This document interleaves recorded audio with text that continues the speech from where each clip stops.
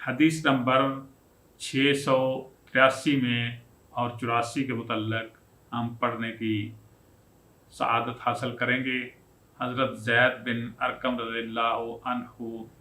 سے مروی ہے کہ حضور نبی اکرم صلی اللہ علیہ وآلہ وسلم نے حضرت علی شیر خدا کرم اللہ وجہ الکریم، حضرت فاطمہ الزہرا رضی اللہ عنہا، حضرت حسن رضی اللہ عنہ، حضرت حسین رضی اللہ عنہ سے فرمایا، تم جس سے لڑو گے میں اس کے ساتھ حالت جنگ میں ہوں گا۔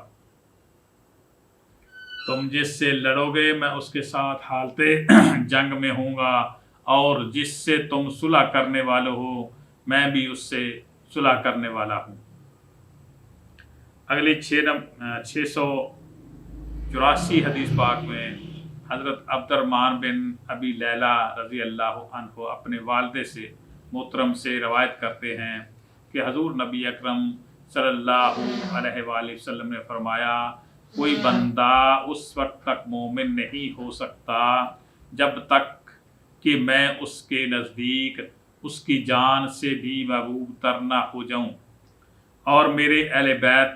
اسے اس کے اہل خانہ سے محبوب تر نہ ہو جائیں، اور میری اولاد اسے اپنی اولاد سے بڑھ کر محبوب نہ ہو جائے،